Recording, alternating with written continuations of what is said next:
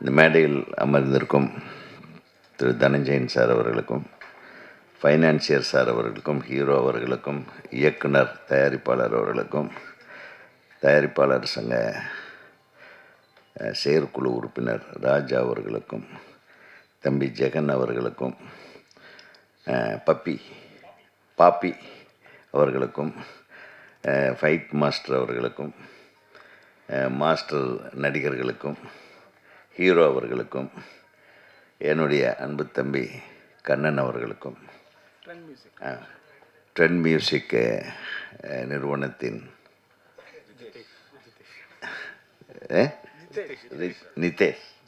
ஜிதேஷ் அவர்களுக்கும் மற்றும் எனது வளர்ச்சியிலும் நான் இப்போ படம் பண்ணாமல் இருக்கிறதுக்கும் காரணமாகிய எனது அன்பு பத்திரிகை நண்பர்களுக்கும், என்னை புகழ்ந்தவர்களுக்கும், என்னை இகழ்ந்தவர்களுக்கும், தன் சொந்த சங்கத்தையே திட்டி அமர்ந்திருக்குமே என் தம்பிக்கு, எப்பட்றா இதெல்லாம்? நீ தான் அந்த சங்கத்தில் இப்போ தான் ஜெயிச்சிருக்கிறேன், வந்து அவங்களையே திட்டிகிட்டு இருக்கிறேன். கேள்விப்பட்ட தப்பாக நினைக்க மாட்டாங்க. பேசும்போது முதல்ல நம்ம என்ன பேச போகிறோம் அப்படின்றது தெளிவாக பண்ணிக்கணும். ஒரு அழகான படம். ஆதங்கத்தை நீங்கள் தான் ஆதங்கத்துக்காக தான் வருஷக்கணக்கில் நீங்கள் பதிவாக போட்டு அடுத்தவங்களை டார்ச்சர் பண்ணிகிட்டு இருந்தீங்களே. அது பத்தாது, ஏதோ எலெக்ஷன் முடிஞ்சது. இப்போ ஏன் வரலன்னு நீ நிர்வாகத்தில் இருக்கும்போது உன்னுடைய நிர்வாகிகள்கிட்ட உட்காந்து நீ அங்கே கேட்கணும். இவங்கக்கிட்ட கேட்டால் இவங்க என்ன பண்ணுவாங்க? சொல்லுங்கள், ஏங்க வரல அப்படின்னு உங்களை கேட்டால் நீங்கள் என்ன பண்ணுவீங்க? இது அதுக்குண்டான இடம் இல்லை ராஜா. நான் சொல்கிறேன், நீ வந்து ஃபஸ்ட் டைம் இந்த நிர்வாகத்துக்குள்ளே வந்திருக்க, அந்த ஒரு ஆதங்கத்தில் பேசிட்டேன். பட் இங்கே பேசக்கூடாது, நீ அங்கே கேட்கணும். நான் மட்டும் தனியாக போகிறேன், என் தலைவர், செயலாளர், பொருளாளர், துணைத் தலைவர்கள், இணைச் செயலாளர்களை வரக்கூடாது, நான் அங்கே கேட்கணும்.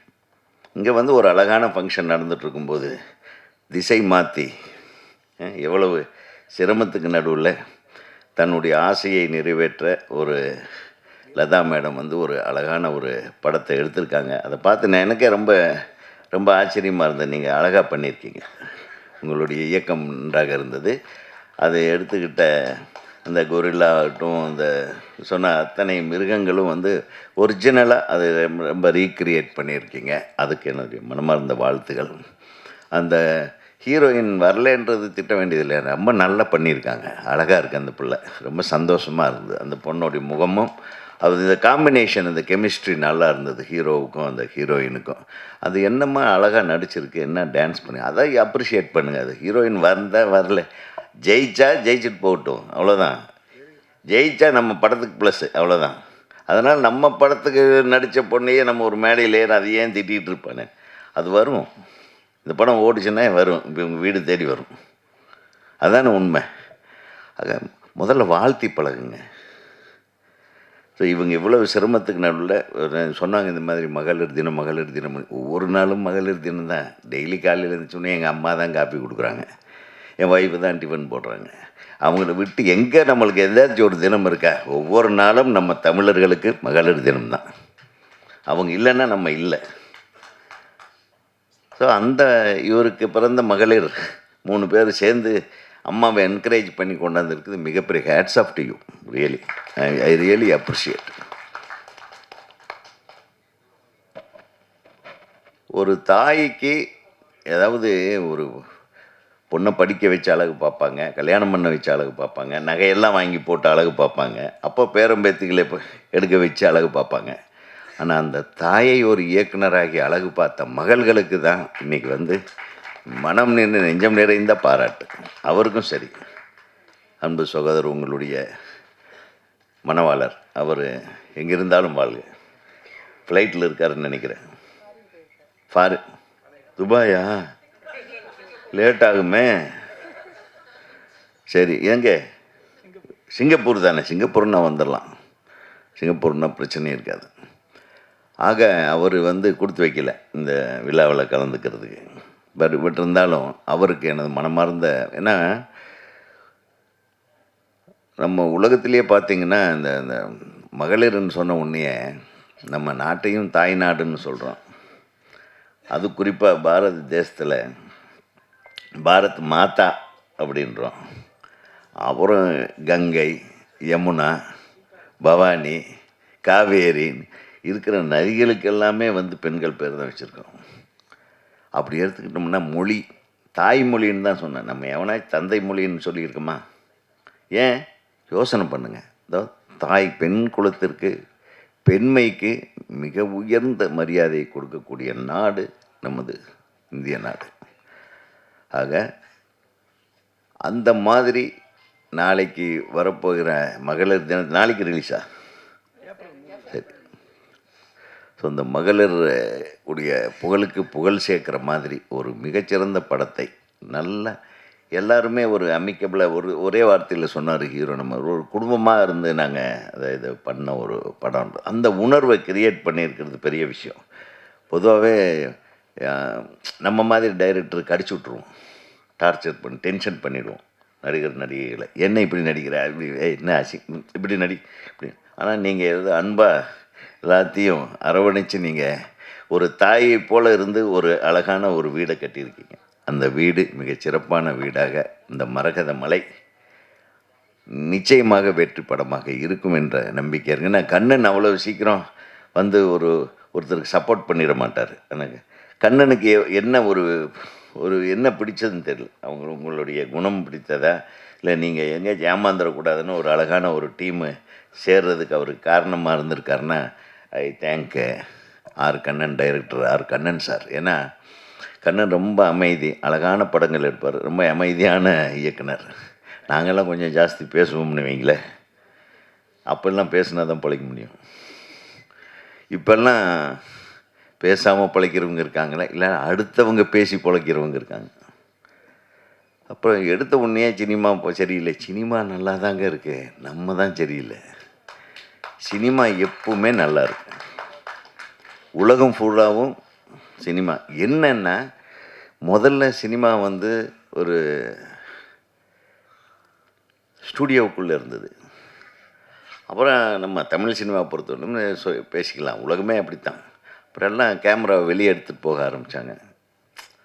அது வந்து ஃப்ரான்ஸில் தான் முதல்ல ஆரம்பித்தாங்க அந்த மாதிரி அவங்காடே சினிமா அப்படின்னு. எல்லாம் ஹேண்டுஹெல்டு சினிமா. அப்புறம் யாருக்கு தெரியாமல் படம் எடுக்கிறது, கேமரா எங்கே இருக்குன்னே தெரியாது. அவங்க நடிகர் நடிச்சிட்ருப்பாங்க, ரோட்டில் நம்ம கூட நடிச்சிட்ருப்பாங்க, நம்ம நடந்துகிட்ருப்போம். ஸோ அந்த மாதிரி அவங்காடே சினிமான்னு சொல்லுவாங்க.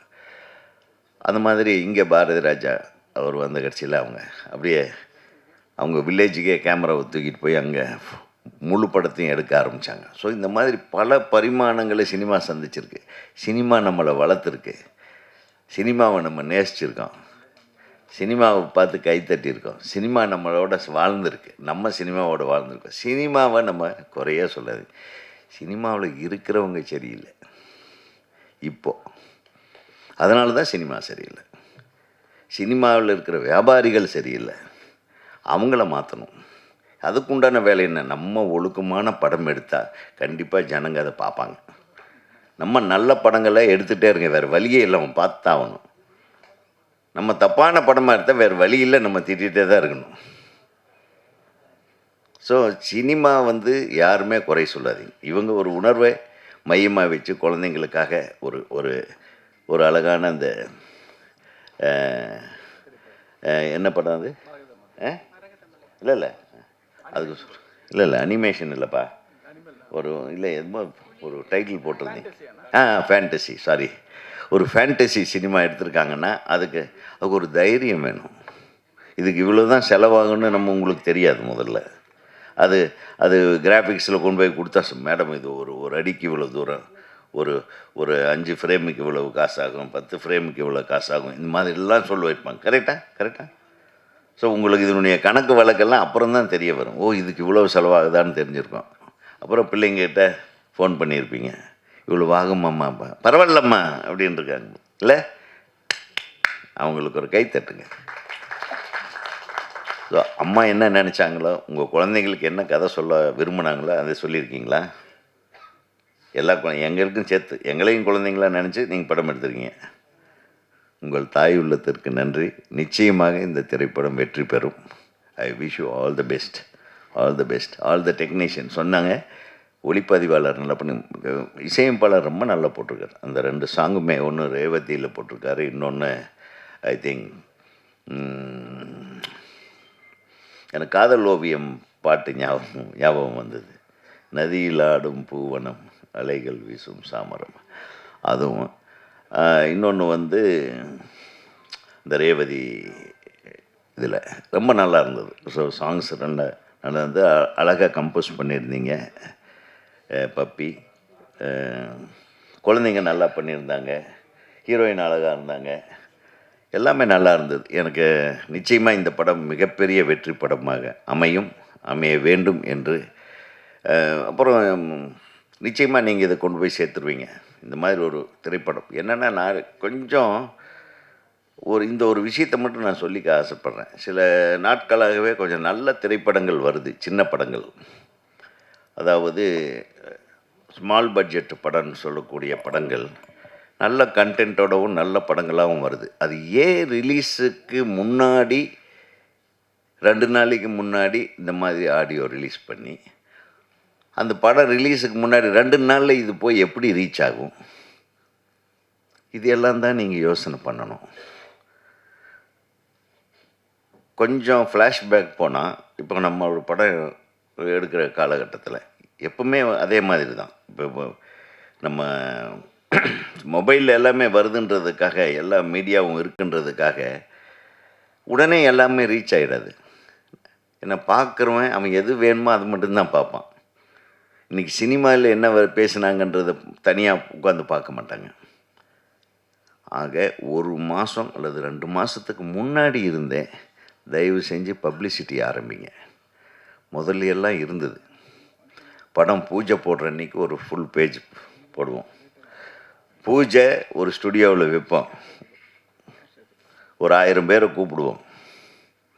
அது ஒரு பெரிய கோலாகலமான ஒரு இதாக இருக்கும். அது ரொம்ப நாளைக்கு இன்றைக்கி காலையில் ஒரு பூஜை, அப்படி அதுவும் ஒரு லேடி இயக்குனர் தான், திருமதி ஐஸ்வர்யா ரஜினிகாந்த் அவர்களுடைய படத்தோட பூஜை இன்னைக்கு காலையில் இருந்தது. ஸோ இன்றைக்கி எங்கே பார்த்தாலும் எல்லாம் லேடிஸ் தான். கொஞ்சம் பயமாகவே இருக்குது. ஏற்கனவே நம்மளை ஓரம் கட்டாங்களே, இந்த பொம்பளைகளும் வந்து நம்மளை டோட்டலாக காலி பண்ணிடுவாங்களோ அப்படின்ற மாதிரி. நல்ல விஷயம். ஸோ இந்த மகளிர் வந்து ஆளுமை அதிகமாகிட்டுருக்கிற இந்த சமுதாயத்துக்கு நான் வாழ்த்து சொல்ல கடமைப்பட்டிருக்கேன். ஸோ இந்த இந்த இந்த 6 மாதம், இப்போ நீங்கள் படம் எடுத்து இப்போ ஒரு 6 மாதத்தில் வெளியிட போகிறோம் அல்லது 3 மாதத்தில் வெளியிட போகிறோம். அந்த 3 மாதத்துக்கு முன்னாடி இருந்து இந்த மாதிரி ஒரு படப்பிடிப்பு நடக்குது, இந்த மாதிரி ஒரு இது நடக்குதுன்னு ஒரு 10 நாளைக்கு முன்னாடி, அதுக்கப்புறம் ஒரு 10 நாள் கழிச்சு இந்த காட்சி எடுக்கப்பட்டது. இந்த மாதிரி ஒரு நம்ம மீடியாவை மட்டும் இல்லை, ப்ரெஸ்ஸு, பிரிண்ட் மீடியா எல்லாத்தையும் கூப்பிட்டு அது கொஞ்சம் கொஞ்சமாக இந்த மரகத மலைன்னு மைண்டில் இருந்துக்கிட்டு இருக்கும். திடீர்னு ஒரு நாள் மரகத மலைன்னு சொல்லி அடுத்த நாள் ரிலீஸ் பண்ணி, இல்லை எனக்கு இன்றைக்கி தான் மரகத மலைன்னு தெரியும். இன்ஃபேக்ட் 2 நாளைக்கு முன்னாடி தம்பி எனக்கு இன்விடேஷன் அனுப்பிச்சப்போ. ஸோ இதுக்கு சொல்ல வர்றேன். இன்னும் பெரும்பாலும் இன்றைக்கி மட்டும் 12 படமும் ஏதோ ரிலீஸ்ன்னு சொன்னாங்க. இந்த 12 படத்தில் ஒரு படத்து பேர் கூட எனக்கு தெரியல. I am very sorry to be in the cinema. ஏன்னா எனக்கு தெரியல. எனக்கு தெரியப்படுத்த வேண்டியது அவங்களோட கடமை. எனக்கே தெரியலன்னா பப்ளிக் எப்படி தெரியும் சொல்லுங்கள்? சினிமாவில் இருக்கிற எனக்கே தெரியல. இன்றைக்கி 12 படம் ரிலீஸ் ஆகிருக்கு. இங்கே தான் நம்ம தப்பு பண்ணுறோம். அந்த தப்பை தம்பி உங்கள் தயாரிப்பாளர் சங்கத்தில் சொல்லி கரெக்ட் பண்ணும். இது இது இது இங்கெல்லாம் பேசக்கூடாது, அங்கே பேசி ஒவ்வொரு படத்துக்கு ஒரு கரெக்டான ஒரு கால இடைவெளி வச்சு அதுக்கு பப்ளிசிட்டி பண்ணிக்கிட்டே இருக்கணும். அப்படி தான் இருந்தது முதல்ல சினிமா. அது எங்கே? ஆமாம், அது இல்லை.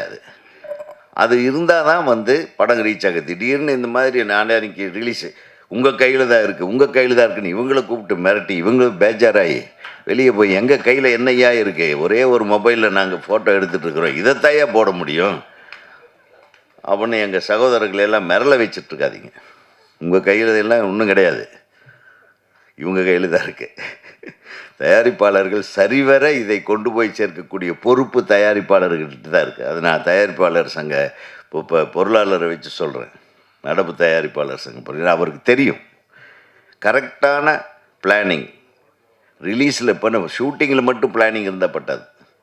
ரிலீஸுக்கு முன்னாடி எவ்வளவு நாளைக்கு முன்னாடி இந்த படத்தின் பெயரும் இந்த படத்தில் நடித்தவர்கள் யார், இந்த படத்தை பற்றிய விவரங்கள், ஃபுல் கதையை சொல்ல வேண்டியதில்லை, அதை கொண்டு போய் சேர்க்க வேண்டிய கடமையும் உங்களுக்கு இருக்கிறது. அப்படி இருந்தால் தான் இந்த படம்னு ஒன்று இருக்குது வரப்போகுதுன்றது மக்களுக்கு தெரியும். மக்களுக்கு தெரிஞ்சால் தான் எந்த தேட்டரில் ஓடுறதுன்னு தெரியல அப்படிமா. இப்போது 12 படம் ரிலீஸ் ஆகுது, 12 ப்ரொடியூசர்களுக்கும் சொல்கிறேன், எந்த தேட்டரில் அவங்க படம் எந்த மணி ஷோவுக்கு எத்தனை மணி ஷோ ஓடுதுன்றது கூட அவங்களுக்கு தெரியாது சார். இவ்வளவு அழகாக நம்ம தமிழ் சினிமா இண்டஸ்ட்ரியை கொண்டு வந்து நிறுத்தியிருக்கிறீங்க இன்றைய தயாரிப்பாளர்கள். உன்னையும் சேர்த்தான் சொல்கிறேன். இப்படி நிறுத்திட்டு அந்த சங்கம் சரியில்லை இந்த சங்கம் சரியில்லை, முதல்ல உன்னை சரி பண்ணு என்று கூறி உங்களை நம்பி வந்து இங்கே படம் எடுக்கிற எங்கள் சகோதரியை நீங்கள் தான் காப்பாற்றணும். அதை விட்டுட்டு இங்கே வந்து திட்டாக்குற நீ. அனைவருக்கும் நன்றி கூறி மரகத மலை மிகப்பெரிய வெற்றி மலையாக பணமலையை குவிக்க வேண்டும் என்று சொல்லி வாழ்த்தி விடைபெறுகிறேன். மரகத மலை இந்த படம் குழு எனக்கு ரொம்ப பிடிச்ச விஷயமே வந்து நாளைக்கு பெண்கள் தினம் நம்ம கொண்டாட போகிறோம். லதா அவர்களுடைய பேஷன் தான். அவங்களே தயாரித்து கதை, திரைக்கதை, வசனம், பாடல்கள், இயக்கம் எல்லாமே அவங்களுடைய ஃபேமிலி டாட்டர்ஸ் எல்லோரும் சேர்ந்து ஒரு குடும்பமாக ஒரு படத்தை கொடுத்துருக்காங்க. அவங்களுடைய பசங்கள்லாம் சின்ன பசங்க நடிச்சிருக்காங்க. ஒரு ஃபேமிலியாக ஒரு படத்தை எடுத்திருக்காங்க. நான் படத்தை பார்த்தேன், எனக்கு ரொம்ப ஆச்சரியமாக இருந்தது. ஒரு சினிமாவை நான் டைரக்ட் பண்ணணும் அப்படின்னு ஆசைப்பட்டு வந்து அவங்களுக்கு பிடிச்ச அவங்க பேர பசங்களுக்கு கொடுக்குற அந்த கதையை நான் ஒரு படமாக எடுக்கணும் அப்படின்னு சொல்லிட்டு அவங்க தைரியமாக எடுத்து இத்தனை ஆர்டிஸ்ட், இதில் சந்தோஷ் பிரதாப்னுடைய கான்ட்ரிபியூஷன் மிக பெருசு. அந்த மாதிரி ஒரு பேஷனோட ஒருத்தர் வந்திருக்காங்கன்னா அவங்களுக்கு சப்போர்ட்டாக நம்ம இருப்போம்னு சொல்லிட்டு அதில் ஹீரோவாக அவரே கொரியோகிராஃபி பண்ணுறதும் ஆக்ஷன் பண்ணுறதும் சரி. படத்தில் வந்து பல விஷயங்கள், இன்ட்ரெஸ்டிங்கான விஷயங்கள் இருக்குது. அனிமேஷன்லாம் அவ்வளோ அழகாக பண்ணியிருப்பாங்க. ஒரு டைகர் பார்த்தீங்க, ஒரு இதெல்லாம் பார்ப்பீங்க நீங்கள். பல விஷயங்கள் இந்த படத்தில் வந்து அனிமேஷன் வந்து ஒரு என்ன சொல்கிறது, மனித குரங்காக இருந்தாலும் சரி எல்லாமே ரொம்ப மெனக்கிட்டு இருக்காங்க. செலவு நிறைய பண்ணியிருக்காங்க. இதில் மிகப்பெரிய சப்போர்ட் வந்து கண்ணன் சார், ஆர் கண்ணன் வந்து அவங்க ஹெல்ப் கேட்டிருக்காங்க. சரிம்மா நான் கூடவே இருக்கேன், நீங்கள் டைரக்ட் பண்ணுங்கள், கூட இருக்கேன்னு சொல்லிட்டு கண்ணன் அவர்கள் மிகப்பெரிய கான்ட்ரிபியூஷன் பண்ணி இந்த படத்தை கம்ப்ளீட் பண்ணுறதுக்கு. ஏன்னா ஒரு ஃபஸ்ட் டைம் எடுக்கிற ஒரு டைரக்டருக்கு எவ்வளோ பிரச்சனை இருக்குமோ அதெல்லாம் ஸ்மூத்தாக சால்வ் பண்ணி நம்ம ஆர் கண்ணன் சார் அவங்களுக்கு ஹெல்ப் பண்ணியிருக்காரு. இந்த என்டையர் டீம் அதில் பார்த்தீங்கன்னா ஜெகன் ஒரு கிரியேட்டிவ் டைரக்டர் மாதிரி கூட இருந்துட்டு நிறைய விஷயங்கள் பண்ணி எக்கச்சக்கமான பல விஷயங்கள் சப்போர்ட் பண்ணியிருக்காரு. இந்த ஹோல் டீமும் ரொம்ப அழகாக இந்த படத்தை கொண்டு வந்திருக்காங்க. நான் படம் பார்த்தேன், ஒரு புதுமையான ஒரு முயற்சி. அதை விட முக்கியமாக இந்த மாதிரி படங்கள் நம்ம பார்த்ததே இல்லை, இந்த மாதிரி படங்களை நம்ம சந்திச்சிருக்க மாட்டோம். ஆனால் அவங்க ஃபேண்டஸியாக உருவாக்கின ஒரு கதையை சின்சியராக ஹார்ட் ஒர்க் பண்ணி அந்த படத்தை நம்மளுக்கு கொண்டு வராங்க. இந்த டைமில் உதயகுமார் சார் ரொம்ப ராஜாவை போவும் கடிச்சிட்டாரு. என்னென்னா ராஜா வந்து ஒரு என்ன சொல்கிறது, பெர்சிஸ்டண்ட்டான ஒரு கம்யூனிகேட்டர். எங்கள் ப்ரொடியூசர்ஸ் குரூப்பில் வந்து பெர்சிஸ்டண்ட்டாக போட்டுகிட்டே இருப்பார், இது மாதிரி நடக்கணும், அந்த மாதிரி நடக்கணும், அந்த மாதிரி நடக்கணும்னு. அதுவே எல்லாருக்கும் பிடிச்சிருந்தது. சரி ராஜா இவ்வளோ சொல்கிறாருல, ஜெயிச்சு வரட்டும்னு சொல்லிட்டு அவரை ஜெயிக்க வச்சுருக்காங்க. ஜெயிச்சு இன்றைக்கி ஈசி மெம்பராக அவர் வந்திருக்காரு. அந்த ஈசி மெம்பராக வந்த உடனே அவருக்கு ஆர்வம், பயங்கர ஆர்வம், நிறைய சேஞ்ச் வரணும், இந்த இண்டஸ்ட்ரியில் மாற்றம் வரணும் அப்படின்ற ஒரு ஆர்வத்தில் தடன்னு பேசுகிறாரு. இண்டஸ்ட்ரி கொஞ்சம் கொஞ்சமாக அவரை சமாதானமாக்கும், கொஞ்சம் கொஞ்சமாக நிலவரம் புரிய வரும். இந்த நிலவரம் என்ன மாதிரி, இந்த சினிமா எப்படி இருக்கும், இந்த சினிமாவில் வந்து அவ்வளோ ஈஸியாக சேஞ்சஸ் எல்லாம் கொண்டு வர முடியாது, எல்லோருமே டைம் எடுத்து தான் பண்ணுவாங்க. என்ன காரணம்னா சினிமா என்பது ஒரு கட்டுக்குள் கொண்டு வரக்கூடிய ஒரு விஷயம் இல்லை ராஜா. ஒரு ப்ரொடியூசருக்கும் அவருக்கு உரிமை இருக்குது. அவங்க பணம் போட்டு எடுத்திருக்காங்க, ஒரு டெமோக்ராட்டிக் உரிமைன்னு சொல்லுவாங்க. அது என் படத்தை எப்போ ரிலீஸ் பண்ணுறது ஏன் டிசிஷன், நீங்கள் யாரும் என்னை கேள்வி கேட்க முடியாது, அப்படி தான் ஒரு தயாரிப்பாளர் சொல்வார். இன்றைக்கி 9 திரைப்படங்கள், புதிய திரைப்படங்கள் வெளியாகி இருக்குது. இந்த 9 திரைப்படங்கள் தயாரிப்பாளர்கிட்ட போயிட்டு நீங்கள் அடுத்த வாரம் போஸ்ட்போன் பண்ணுங்கன்னா நீங்கள் யார் சொல்கிறது தான் கேட்பாங்க. நீங்கள் யார் எங்களுக்கு சொல்ல முடியும், இது எங்கள் படம், நான் சுதந்திரம் இருக்குது, எனக்கு ஒரு வியாபாரம் பண்ணுற சுதந்திரம் எனக்கு இருக்குது, நீங்கள் என்னை வந்து கண்ட்ரோல் பண்ண முடியாது அப்படின்னு அவங்க சொல்லுவாங்க. அப்போது மிகப்பெரிய பிரச்சனை, இந்த ரிலீஸ் ரெகுலேஷன்லாம் பண்ணி ஒரு பெரிய தோல்வி அடைஞ்சது. தமிழ் திரைப்பட தயாரிப்பாளர் சங்கத்தில் நம்ம வந்து ரிலீஸ் ரெகுலேஷன் கொண்டு வரும்போது பெரிய பெரிய தயாரிப்பாளர்களே அது எதிர்ப்பாக இருந்து அதை தோல்வி அடை வச்சாங்க. அவங்க ரிலீஸ் டேட் போட்டு வந்துட்டே இருந்தாங்க, ரிலீஸ் பண்ணாங்க. இதை ஃபாலோ பண்ண சின்ன தயாரிப்பாளர்கள் தான் பாதிக்கப்பட்டாங்க ரிலீஸ் ரெகுலேஷனில். ரிலீஸ் ரெகுலேஷனை பெரிய தயாரிப்பாளர்கள்லாம் தூக்கி போட்டு மெரிச்சு, எங்கள் தேதி இந்த தேதி நாங்கள் மாற்றி வருவோம், நீ யார் என்ன சொல்கிறது அப்படின்னு சொல்லிட்டு போட்டு முடிச்சிட்டாங்க. அதனால் சுய கட்டுப்பாடு தான் ஒரு இண்டஸ்ட்ரியை மாற்றும். சுய கட்டுப்பாடு அப்படின்றது தயாரிப்பாளர்களும் எல்லோருமே, இதில் இருக்கிற எல்லோருமே. இன்றைக்கி 9 திரைப்படம் வந்திருக்குன்னா அந்த தயாரிப்பாளர் தான் சுய கட்டுப்பாடோடு வரணும். இப்போ எல்லாருமே ஆடியன்ஸே கவனிக்க மாட்டாங்க. எக்ஸாம் சீசன் போயிட்டுருக்கு, அரசியல் பரபரப்பாக போயிட்டுருக்கு, பல பிரச்சனைகள் இருக்குது. இந்த நேரத்தில் நம்ம 9 திரைப்படம் வருது, யார் அதை கவனிப்பாங்க அப்படின்ற ஒரு எண்ணத்தில் ஓகே நம்ம அனௌன்ஸ் பண்ணோம், ஓகே இன்னும் 4 பேர் போட்டாங்க, பரவாயில்ல இன்னொரு வாரம் வருவோம் அப்படின்ற ஒரு சுய கட்டுப்பாடோட சுய டிசிப்ளினோட நம்ம போஸ்ட்போன் பண்ணிக்கிட்டால் ஓகே, ஓரளவு அட்டென்ஷன் கிடைக்கும். தமிழ் சினிமா மோசமான நிலைமையெல்லாம் இல்லை, நல்ல நிலைமையில் இருக்குது. ஒரு விஷயம் கிளியராக சொல்கிறேன், ஊடக நம்முடைய பத்திரிகை நண்பர்களுக்கெல்லாம் தெரியும், ஒவ்வொரு மாதமும் 1-2 வெற்றி படங்கள் மிகப்பெரிய லெவலில் வெற்றி அடைஞ்சிட்ருக்கு. நீங்கள் சும்மா சமீபத்தை உதாரணத்தை ஆரம்பிச்சிங்கன்னா ஆண் பாவம் பொல்லாதது ஆரம்பித்து நவம்பர் மாதத்தில், டிசம்பர் மாதத்தில் சிறை, அது பிறகு ஜனவரியில் ட்ரிபிள் டி, அது பிறகு பிப்ரவரியில் வித்லாவ், அப்புறம் வந்து இப்போது சமீபத்தில் தாய்க்கிழவி அப்படின்னு மாதம் பல வெற்றி படங்கள் வந்துகிட்டே இருக்குது. இந்த மாதம் பார்த்திங்கன்னா ஒரு யூத்ன்ற படத்துக்கு பெரிய எதிர்பார்ப்பு இருக்குது. அப்படியே வரிசையாக படங்களுக்கு எதிர்பார்ப்பு இருக்குது. ஏப்ரலில் நிறைய படங்கள் வருது. ஒவ்வொரு மாதமும் 1-2 படம் மிகப்பெரிய வெற்றி அடைஞ்சிட்ருக்கு. வெற்றினா சாதாரண வெற்றி இல்லை. அவங்க 5 கோடியில் செலவு பண்ணாங்கன்னா 20 கோடி சம்பாதிக்கிறாங்க. அவங்களும் நம்மள மாதிரி தயாரிப்பாளர் தான். இந்த ஊடகங்கள் அவங்களே சப்போர்ட் பண்ணிட்டு தான் இருக்காங்க, எல்லாருமே சப்போர்ட் பண்ணுறாங்க. படம் மக்களுக்கு பிடிச்ச மாதிரி நம்ம எடுத்துருக்குமா? அது நான் எடுத்தாலும் சரி, யார் எடுத்தாலும் சரி, ஒரே ஒரு விஷயந்தான், நம்ம மக்களுக்கு பிடிச்ச மாதிரி படத்தை எடுத்துட்டோம்னா, இந்த ஊடகங்கள் அவங்க எல்லாருமே ஊடக நண்பர்கள்லாம் கொண்டாடிட்டாங்கன்னா படம் வெற்றி. அதில் வந்து யாருமே நம்மளை தடுக்க முடியாது. 5 படத்து நடுவில் வந்தாலும் சரி, 8 படத்து நடுவில் வந்தாலும் சரி, யாருமே நம்மளை தடுக்க முடியாது. நம்ம படம் நல்லா இல்லைன்னு சொன்னால் ஊடக நண்பர்களையும் சப்போர்ட் பண்ண போகிறது இல்லைன்னா, அது பிறகு ஆடியன்ஸும் சப்போர்ட் பண்ண போகிறது இல்லை. இந்த இண்டஸ்ட்ரியை குறை சொல்லி பிரயோஜனமே கிடையாது. இப்போது எப்படி வந்து ஒரு திடீர்னு ஒரு தாய்க்கழி வருது, ஒரு ஃபீமேல் சென்ட்ரிக் படமாக வந்து கிட்டத்தட்ட 40 கோடி இது வரையும் கலெக்ட் பண்ணியிருக்கு, 50 கோடி பண்ணோம். எல்லாருமே ஆச்சரியப்படுறாங்க, எப்படிடா ஒரு ஃபீமேல் சென்ட்ரிக் படம், உமன் சென்ட்ரிக் படம் 50 கோடி வருமா அப்படின்னு வரும்போது 6-7 கோடியில் எடுத்த படம் கிட்டத்தட்ட 25 கோடி ரூபாய் அந்த ப்ரொடியூசருக்கு வரப்போகுது. அப்படின்னா அவ்வளோ பெரிய வெற்றிகள், அவ்வளோ பெரிய வருமானம் வருதுன்னா இந்த தமிழ் சினிமா அந்தளவு வெற்றிகளை கொடுக்க தயாராக இருக்குது. நல்ல படங்களை கொடுத்தா போகிறோம், நாங்கள் மிகப்பெரிய வெற்றிகளை கொடுக்க தயாராக இருக்கிறோன்னு ஆடியன்ஸும் சொல்கிறாங்க, ஊடகங்களும் சொல்கிறாங்க. அதனால் நம்ம பொறுத்தவரையும் எல்லாருக்குமே இருக்கிற பொறுப்பு ராஜா ஒன்றே ஒன்று தான், நல்ல படம் நம்ம கொடுக்குறோமா. நல்ல படம்னா ஆடியன்ஸ்க்கும் ஊடக நண்பர்களுக்கும் பிடிச்சதுன்னா அவங்கெல்லாம் கொண்டாடிடுவாங்க, படம் வெற்றி அடைஞ்சிரும். அதுக்கு தான் போராடணும். நம்ம எல்லாருமே போராட வேண்டியது, நம்ம எல்லாருமே சிறப்பான ஒரு படத்தை கொண்டு வந்து கொடுத்தோம்னா ஆடியன்ஸ் கண்டிப்பாக சக்ஸஸ் கொடுத்துருவாங்க. மீது எல்லாமே ஃபால் இன் பிளேஸ், இது எல்லாம் சரியாக பண்ணிடலாம்.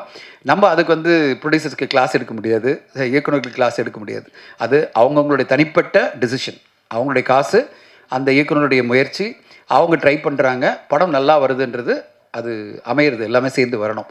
அதனால் நம்ம வந்து இண்டஸ்ட்ரியில் மாற்றம் அப்படின்றது மீதி விஷயத்தெல்லாம் இருக்குது, அதெல்லாம் நம்ம உட்காந்து பண்ணலாம். நிறைய விஷயங்கள், எப்படி காஸ்ட்டை குறைக்கிறது, ஒரு தயாரிப்பாளருடைய செலவுகள் எப்படி குறைக்கிறது, அதுதான் நம்ம பண்ணோம். இண்டஸ்ட்ரியாக நம்ம பண்ண வேண்டிய விஷயம் வந்து நிறைய காஸ்ட் எலிமெண்ட்ஸ் இருக்குது, அதை குறைச்சிட்டு ரெவென்யூன்றது படத்தை பொறுத்து இருக்குது. அந்த படம் சிறப்பாக வர்றது அவங்க கையில் இருக்குது. ஆனால் காஸ்ட் எலிமெண்ட்ஸை நம்ம இண்டஸ்ட்ரியாக அசோசியேஷனாக எல்லாரும் சேர்ந்து எப்படி இந்த காஸ்ட் எலிமெண்ட்டை குறைக்க போகிறோம், அதுதான் உண்மையான ஒரு மாற்றமாக இருக்கும் தமிழ் சினிமாவுக்கு. அந்த மாதிரி ஒரு மாற்றம் இந்த புது தலைமையில் ராஜா மாதிரி சுறுசுறுப்பான துருன்னு இருக்கிற ஈசி மெம்பர்ஸ் எல்லாம் சேர்ந்து இந்த மாற்றங்கள்லாம் கொண்டு வந்து படம் எடுக்கிறது ரொம்ப காஸ்ட் கம்மியாக பண்ணி, எல்லா விஷயத்துலையும் காஸ்ட் கம்மியாகி நல்ல படங்கள் வரணும், அந்த படங்கள்லாம் வெற்றி அடையணும். இந்த மரகதமலை அவங்க சின்சியராக ட்ரை பண்ணியிருக்கிற லதா மேம்னுடைய என்டையர் குடும்பத்துக்கு ஒரு நல்ல வெற்றிகரமான படமாக அமையணும்னு வாழ்த்தி சொல்கிறேன். கண்ணனுக்கு வாழ்த்துக்கள், சந்தோஷ் பிரதாப், ஜெகன் எல்லோருக்கும் என்னுடைய வாழ்த்துக்கள். நன்றி ஊடக நண்பர்கள். வந்து இந்த நேரம் 6 to 9 o'clock என்ற டைம் ஸ்லாட்டே நான் மாற்றணும்னு நினைக்கிறேன். பிஆர்ஓ அவனியில் சொல்ல போகிறேன், நான் சொல்ல போகிறேன், எப்பா 6 o'clock நிறுத்திங்க. நம்ம எல்லாருமே 9 to 6 தான் ஒர்க் பண்ணுறோம். ஊடக நண்பர்கள் மட்டும் ஏன் 9-10 மணி நேரம் ஒர்க் பண்ணணும்? ஸோ என்னுடைய கோரிக்கை இந்த நேரத்தில் தயாரிப்பாளர்களுக்கு ஒரு முன்னாடி பிஆர் வைக்கிறேன், please stop at 6 o'clock every event. 6 o'clock நிறுத்துங்க. இது மாதிரி உட்கார வச்சு எல்லாரையும் பாவம் அவங்கள கஷ்டப்படுத்தி அவங்க வீட்டுக்கு போகிறத டிலே பண்ணாதீங்கன்னு பிஆர் யூனியனை கேட்டுக்கிறேன். அடுத்த கட்டமாக பிஆர் யூனியன் மீட்டிங் போது நான் கண்டிப்பாக இது வந்து ஒரு டிமாண்டாக வைக்க போகிறேன். ஊடகம் நம்மளுக்கு டார்ச்சர் பண்ணுவானா 3 slots, 9 o'clock, 12 o'clock, 3 o'clock, அவ்வளோதான் முடிஞ்சிச்சு. சந்தோஷ் கண்டிப்பாக சொல்கிறேன், 6 o'clock முடிச்சுட்டு போயிடணும். எதுப்பா? இல்லை அது கண்டிப்பாக சொல்ல. நீங்கள் நான் ஒன்று சொல்லியிருந்தேன், நான் கரெக்டாக வந்தோடனே சொன்னேன் ஈவெண்ட் ஆரம்பிச்சிடணும் அப்படின்னு சொன்னேன். நான் அப்புறம் வெயிட் பண்ண வந்துடுறாங்க சொல்லும்போது நான் சொன்னேன் இல்லைங்க கரெக்டாக 9 மணிக்கு அவங்களை அனுப்பிச்சிடணும் அப்படின்னு சொன்னேன். ஏன்னா 6 to 9 இப்போயே 9:15 ஆகிடுச்சு. அதுவே எனக்கு உண்மையிலே எனக்கு ஏற்றுக்கொள்ள முடியாது. எல்லாருக்கும் நம்மளுக்கு குடும்பம் இருக்குது. நேற்று ஒரு சோஷியல் மீடியாவில் பதிவு பண்ணியிருந்தேன், குடும்பம் தான் முக்கியம் நம்மளுக்கு. நம்ம குடும்பம், நம்ம போய் குடும்பத்தை பார்க்கணும். அதனால் எல்லோரும் கிளம்புவோம் குடும்பத்துக்கு. அண்டு மிக்க நன்றி. எல்லோருமே நம்ம நாளைக்கு பெண்கள் தினம், அது சிறப்பாக எல்லோரும் நம்ம வீட்டுக்கு போய் நம்ம பெண்களை கொண்டாடுவோம். மரகதமலை பெண்களால் சேர்ந்து எடுத்த படம் மிகப்பெரிய வெற்றி அடையணும். நன்றி, வணக்கம், தேங்க்யூ. மரகதமலை இசை வெளியீட்டிலாக வந்திருக்கும் பத்திரிகை மற்றும் ஊடகத்துறை நண்பர்களுக்கு என்னுடைய மாலை வணக்கத்தை தெரிவித்துக் கொள்கிறேன். மேடையில் வீற்றிருக்கக்கூடிய திரைத்துறை ஜாம்பவான்கள், மதிப்பிற்குரிய ஆர்வி உதயகுமார் அண்ணன் அவர்கள், ஒரு மிகப்பெரிய ஒரு பல்கலைக்கழகம், அவருக்கு முன்னாடி எனக்கு பேசுகிறதுக்கு வாய்ப்பு கொடுத்ததுக்கு ரொம்ப நன்றி. பக்கத்திலே சினிமாவுடைய டெக்னிக்கல் லெஜண்டுன்னு சொல்லலாம் தனஞ்சயன் சார் அவர்களை. அவர் அவருக்கு முன்னாடியும் பேசுகிறதுல ரொம்ப பெருமையாக இருக்குது, எனக்கு சந்தோஷம். ஸோ தற்பொழுது தான் தமிழ் திரைப்பட தயாரிப்பாளர் சங்கத்துடைய தேர்தல் வெற்றிகரமாக முடிஞ்சு புதிய தலைமை நிர்வாகம் பதவியேற்றிருக்கோம். ஸோ இதில் முதல் மேடையை, அந்த மேடையை நான் பார்க்குறேன். எனக்கு வெற்றி வாய்ப்பை கொடுத்த அனைவருக்கும் நன்றி. இந்த மரகதமலை இசை வெளியீட்டு விழாவில் கலந்து கொள்வதற்கு எனக்கு வாய்ப்பளித்த அண்ணன் புவன் செல்வராஜ் அவர்களுக்கும் மிக்க மகிழ்ச்சி, நன்றியை தெரிவித்துக் கொள்கிறேன். படத்தினுடைய தயாரிப்பாளர் மற்றும் இயக்குனர் ஒரு வீர பெண்மணியாக தான் நம்ம பார்க்கணும் அவங்கள. ஏன்னா அது ஒரு சாதாரண விஷயம் இல்லை. மரகதமலைங்கிற இந்த ட்ரெய்லர் அண்டு சாங்ஸை நம்ம பார்த்தோம். அவ்வளோ விஷயங்கள் நம்ம முன்னாடி இருக்குது. அவ்வளோ விஷயங்கள் அந்த சாங்ஸில் அவ்வளோ டெக்னிக்கலாக நிறைய பண்ணியிருக்காங்க. ஸோ இயக்குனருக்கு என்னுடைய மனமார்ந்த வாழ்த்துக்கள். படம் மாபெரும் வெற்றி அடைய வேண்டும். படத்தினுடைய கதாநாயகன் அவ்வளோ அழகாக இருக்காங்க, சும்மா சூப்பராக இருக்காங்க. யங்ஸ்டர் நிறைய படங்கள் பண்ணிகிட்ருக்காங்கன்னு கேள்விப்பட்டேன். ஸோ அவருக்கு என்னுடைய வாழ்த்துக்கள். ஒரு சின்ன ரெக்வஸ்ட்டு தான் பிஆர்ஓ அண்ணன் அவர்களுக்கு, அவங்க இயக்குனருடைய டாக்டர்ஸ் 2 பேரும் கொஞ்சம் ஸ்டேஜில் ஏற்றுனீங்கன்னா நல்லாயிருக்கும். ஏன்னா 3 பேருன்னு சொன்னாங்க, 2 பேரும் இங்கே இருக்காங்க. இது ஒரு முக்கியமான தருணம் இல்லையா? ஒரு இசை வெளியீட்டு விழாங்கிறது ஒரு தயாரிப்பாளருக்கும் இயக்குனருக்கும், அது இரண்டையும் ஒருங்கிணைந்து பெறப்பெற்ற ஒரு பெண்மணிக்கு தனது பிள்ளைகளுடைய பலத்தினுடைய இந்த திரைக்காவியத்தை படைத்திருக்கிறார்கள் என்றால், அந்த 2 பெண்மணிகளை துறையில் இந்த ஆடியோ லான்ச்சில் மேடைக்கு ஏற்றுவது ஒரு அழகான விஷயம் நான் நினைக்கிறேன். ஆனால் ப்ளீஸ் அது கொஞ்சம் பண்ணி கொடுங்க. Okay, super. அதுலேயும் ஒரு எளிமை, பண்பு, பணிவு, அடக்கம். அம்மாவை மாதிரியே இருக்கீங்க. அவங்களும் மேடையில் முதல்ல ஏறுறதுக்கு அவ்வளோ ஒரு கூச்சப்பட்டாங்க. ஸோ இந்த படத்தை வெளியிடக்கூடிய 7th ஸ்டூடியோ அவங்களுக்கு என்னுடைய வாழ்த்துக்கள். படங்களுடைய விநியோக முறையும் சரி, திரைத்துறையில் அதனுடைய வியாபார ரீதியும் சரி, எல்லாமே தெரிஞ்ச ஜாம்பவான்கள் இங்கே மேடையில் இருக்கிறாங்க. ஸோ இந்த படத்தில் பணியாற்றிருக்கக்கூடிய அனைவருக்கும் என்னுடைய மனமார்ந்த வாழ்த்துக்கள். நடிகர்கள் அண்டு திரைத்துறை கலைஞர்கள், stunt masters and dance master, அண்ணன் சொல்லவே வேணாம், அண்ணன் எல்லாருக்கும் தெரிஞ்ச ஒரு ஆர்டிஸ்ட்டு. ஹீரோயினி வரல, ஒரு வருத்தம் தான். இது நிறைய ஃபங்க்ஷனில் நடந்துட்டு தான் இருக்குது. ஏன்னா ஒவ்வொரு ஸ்டேஜ்லேயும் நானே அதை பற்றியே பேசிகிட்டு இருக்கும்போது என் மேலே தனியாக ஒரு விஷயத்தை வச்சுருவாங்க. கதாநாயகி வரலன்னா ராஜா பேசிடுறான் அப்படின்னு சொல்லிடுவாங்க. ஸோ அதனால் இன்னொரு பணிவான வேண்டுகோள், திரைத்துறையில் படம் எடுக்க வருபவர்கள் இந்த இசை வெளியீட்டுகளுக்கு வர முடியாத கதாநாயகிகளை தயவு செஞ்சு புக் பண்ணாதீங்க. இவங்க ஒரு அதர் லாங்குவேஜ் ஹீரோயினி கூட கிடையாது, இங்கே உள்ள ஒரு தமிழ் ஹீரோயினி தான். 10 நாளைக்கு முன்னாடியே சொல்லியிருக்கிறாங்க, ஒரு இசை வெளியீட்டுலான்னு தெரியும். எவ்வளோ நயன்தாரா தான் வரமாட்டாங்க சார், ரைட்டு ஓகே, இவங்க வரலாமே. அவங்களோட இவங்க ஒன்றும் பெரிய ஒரு நடிகை ஒன்றும் இல்லைல்ல. நான் யாரையும் தாழ்மைப்படுத்தி சொல்லணுன்ற அவசியம் இல்லை. ஒரு படம் எடுக்கிறோங்கிறது சாதாரண விஷயம் இல்லைங்க. அதை அழகுபடுத்தி பார்க்கணுங்கிறது கதாநாயகியோட வேலை. அதுதான் ஒரு இயக்குனரும் தயாரிப்பாளருமா இருக்கக்கூடிய ஒரு பெண்மணிக்கு அவங்க கொடுக்குற ஒரு சிறப்பு வாய்ந்த ஒரு பொக்கிஷம். அதை கூட கொடுக்க ஒரு வலுவில்லாத ஒரு ஹீரோயினியை நம்ம பண்ணி என்ன பண்ண முடியும் சொல்லுங்கள்? எவ்வளோ மெனக்கெட்டிருப்பாங்க, எவ்வளோ பொருட்செலவு பண்ணியிருப்பாங்க. திரைத்துறை இன்றைக்கி ஒரு கேவலமான ஒரு பாதாளத்தில் இருக்குங்கிறது எல்லாருக்குமே தெரியும், சரிங்களா? ஏன்னா இவங்க உதயகுமார் அண்ணனையும் தனஞ்சயன் சார் அண்ணனையும் வச்சுக்கிட்டு 2 அண்ணனையும் வச்சுட்டு நான் பேச முடியாது. இருந்தாலும் என் மனசில் இருக்கிற ஆதங்கத்தை நான் கொட்டி தான் தீரணும். எந்த ஒரு விநியோக முறையும் இன்றைக்கி செயல்படுத்த முடியாத ஒரு சூழல் தான் இங்கே இருக்குது. ஒரு ஹிந்தி ரைட்ஸோ சரி, சேட்டலைட்டோ, எஃப்எம்எஸோ, டிஜிட்டல் ரைட்ஸோ, ஓடிடியோ எதுவுமே சரி பேசவே முடியாது. பேசும்பொழுது சொல்லிடுவாங்க, சார் ஏதாவது ஒரு விலை சொன்னால் தானே நம்ம விலையை நம்ம சொல்ல முடியும். விலையே சொல்ல முடியாத சூழ்நிலையில் இன்றைக்கி திரைத்துறையில் இருக்கக்கூடிய வியாபார ரீதியாக இருக்கக்கூடிய விஷயங்கள் இருக்குங்கிறது தான் நம்ம எல்லாரும் ஒத்துக்கணும். அதை மறுத்து பேச முடியாது. அதையும் கடந்து நிறைய இசை வெளியீட்டு விழா நடந்துகிட்டு தான் இருக்குது. நம்மளும் பார்த்துட்டு தான் இருக்கிறோம். திரைத்துறையில் நிறைய படங்கள் வெளியீட்டுக்கு வருது, வெளியிடுறாங்க, போகிறதும் தெரியல, வரும் தெரியல. நிறைய திரையரங்குகளில் திரைப்படங்கள் இன்றைக்கி இல்லாமல் தேட்டர் மூடி வச்சுருக்காங்க. எதுவுமே இல்லை. ஷோ பிரேக் இல்லைனா ஷோ லாஸ்ட். வெள்ளிக்கிழமை படம் ரிலீஸ் ஆகுது, சனி ஞாயிறில் ஷோ லாஸ்ட்டாக ஷோ பிரேக் ஆகுது. இதெல்லாம் நம்ம யாருக்கு தெரிய போகுது? இல்லை. ஸோ அதனால் இந்த சிறு முதலீட்டு திரைப்படங்களுக்கு வந்துட்டு ஒரு ஊக்கம் கொடுங்க. அப்புறம் வந்து தயாரிப்பாளர்கள் சங்கத்தில் இருக்கக்கூடிய தலைமை நிர்வாகம் இன்றைக்கி வந்து வர்றதுக்கு தமிழ்குமரன் வர்றதுக்கு வாழ்த்துக்கள் தெரிவிச்சிருக்காங்க. ஸோ அதே மாதிரி செயலாளர்கள் கதிரேசனும் சரி ராதாகிருஷ்ணனும் வாழ்த்துக்கள் தெரிவிச்சிருக்கிறாங்க. அவங்களுக்கு என்னுடைய நன்றிகள். வர முடியாத சூழல், ஏன்னா தொடர்ந்து நிறையா பணிகள் இருந்ததுனால இப்போ வெளியூர்களுக்கு பயணம் போயிருக்காங்க.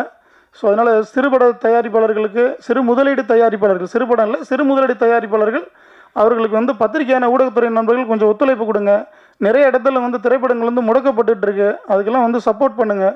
ஏன்னா இந்த படம் பாருங்கள், ஆடியோ லான்ச் அன்னைக்கு முன்னாடியே வந்து சென்சாரும் பண்ணிட்டாங்க, ரிலீஸ் டேட்டையும் ஃபிக்ஸ் பண்ணிட்டாங்க.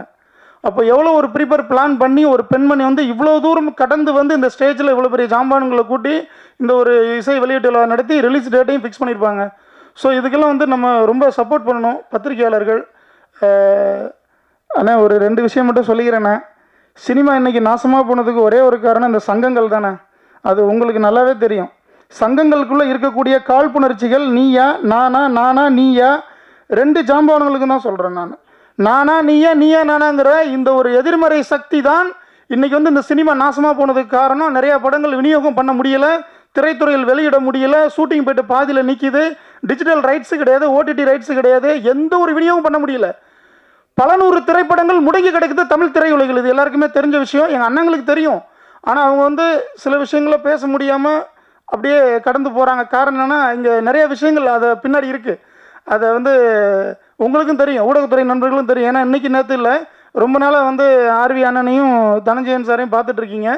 ஸோ அதனால் சிறு முதலீட்டு திரைப்படங்கள் வந்து திரைக்கு போவதற்கு ஒத்துழைப்பு கொடுங்க. சங்கங்களுக்குள் இருக்கக்கூடிய காழ்ப்புணர்ச்சிகளை வந்து அறுத்து எறிஞ்சிட்டு ஒற்றுமையோட செயல்படுவதற்கான வழிவகைகளை முன்னெடுத்து இந்த திரைத்துறை நல்லா இருக்க வேண்டும். இது போன்ற ஒரு சிறு முதலீடு திரைப்படங்கள் வந்து திரைக்கு வந்து வெற்றிகரமாக ஓட வேண்டும், வருவாயை தயாரிப்பாளருக்கு ஈட்ட வேண்டும். அதற்கான வழிவகைகளை இன்று இருக்கக்கூடிய திரைத்துறை ஜாம்பவான்கள் செய்ய வேண்டும், அதில் தலைமை நிர்வாகத்தில் இருக்கவர்கள் செய்ய வேண்டும். அப்படிங்கிறது ஒரு பணிவான வேண்டுகோளை இந்த மரகதமலை ஆடியோ லான்ச்சில் நான் வச்சுக்கிறேன் அண்ணங்களுக்கு முன்னாடி. இன்னொரு சின்ன ஒரு கருத்து என்னென்னா, ஒரு இசை வெளியீட்டு விழாவுக்கு சில நபர்களை வந்து அழைக்கும் பொழுது இந்த ஐஎஸ் ரிப்போர்ட் எடுப்பாங்க. சிஎம்ஐ பார்க்க போகிறதுக்கு முன்னாடி ஒரு ஐஎஸ் ரிப்போர்ட் எடுப்பாங்க. இவங்க யார், இந்த ப்ரொடியூசர், அவங்க என்ன படம் பண்ணியிருக்காங்க, அவங்க பேக்ரவுண்டு என்ன, யார், இதெல்லாமா கேட்பாங்க. அதுக்காக சங்கத்துக்கு வரீங்க? அதுக்காக ஜெயிச்சு சங்கத்துக்கு வரீங்க? எந்த படத்தினுடைய தயாரிப்பாளராக இருந்தாலும் அவர் நம்ம சங்கத்தில் உறுப்பினராக இருந்தாலும் இல்லைன்னாலும் அவர்களுக்கு ஒரு முன்னுரிமை கொடுத்து அவர்களை வழிநடத்துவதற்குரிய ஒரு உந்து சக்தியாகத்தான் சங்கங்கள் இருக்க வேண்டும். அதில் இருக்கக்கூடிய நிர்வாகிகள் இருக்க வேண்டும். வரணும், வாய்ப்பு இருக்குன்னு வரணும். ஒரு சின்ன விஷயத்துக்காக இல்லை, ஒரு 5 கோடியில் படம் எடுத்துருக்கிறாங்க, ஒரு பெரிய பட்ஜெட்டு, சிறு முதலீடு கூட கிடையாது, இது ஒரு பெரிய பட்ஜெட்டு. வருமா வராதா எதுவுமே தெரியாது, ஆனால் எல்லாரும் வரணும். ஏங்க நிறைய பேர் இருக்காங்க, லிஸ்ட்டை சொன்னோன்னு வச்சுக்கோங்களேன், நாளைக்கு காலையில் உங்களுக்கு தான் ஹைலைட் நியூஸாக இருக்கும். ஸோ அதனால் நீங்கள் சொல்லுங்கள். தனஞ்சயன் சார் இருக்கார், லெஜண்டு. எங்கள் அண்ணன் ஆர்வி உதயகுமார் அண்ணன் அப்போ இருந்து இப்போ வரைக்கும் வந்து பல 100 தயாரிப்பாளர்களுக்கு வந்து வழிவகுக்கக்கூடிய ஒரு மாமன்னனாக இருக்கிறாரு. அவர்களை கடந்து நிறையாவே இருக்கு. நீங்கள் நயன்தாரா பேசும்போது அவங்கள விட்டுருங்க. நீங்கள் ஒரு சரி, எல்லா நடிகையும் ஒன்று தான். நயன்தாரா அவங்க அப்படிதான், அவங்க விட்டுருங்க. அந்த நயன்தாரா மாதிரி தான் இந்த நடிகையும் நம்ம பார்த்துக்கணும் அப்படிங்கிறது தான் இந்த படத்தினுடைய ஒரு விஷயமா நான் பார்க்குறேன். ஏன்னா நான் சொன்னது தான் நீங்கள் இந்த தயாரிப்பாளரை பாருங்கள், அவங்க முகத்தை பாருங்கள். இவ்வளோ கஷ்டப்பட்டு இந்த படத்தை எடுத்துருக்கிறாங்க. ஒரு ஆடியோ இசை வெளியீட்டு விழாவுக்கு வந்துட்டு நயன்தாரா வரலன்னா குத்தம் தான். ஆனால் நயன்தாரா விட ஒரு பெரிய கதாநாயகன் நம்ம இதை பார்த்து தான் ஆகணும். ஏன்னா வரல, அவங்க பொருள் செலவில் அவ்வளோ தூரம் வந்து கஷ்டப்பட்டு இந்த படத்தை எடுத்துருக்கிறாங்க. சரிங்களா? இதனால் அதுக்கு மேலே பேசினா விவாதம் தான் வரும். நன்றி எனக்கு வாய்ப்பு கொடுத்தவர்களுக்கு. ஸோ ஆங்கர் பொன்வாணி அவருடைய இது நல்லா இருக்குது. ஸோ அவர்களினுடைய வாழ்த்துக்கள். தயாரிப்பாளர் மிகப்பெரிய ஒரு வருவாயை ஈட்டணும் அந்த படத்தில், அதுக்கு என்னுடைய மனமார்ந்த வாழ்த்துக்கள். நன்றி.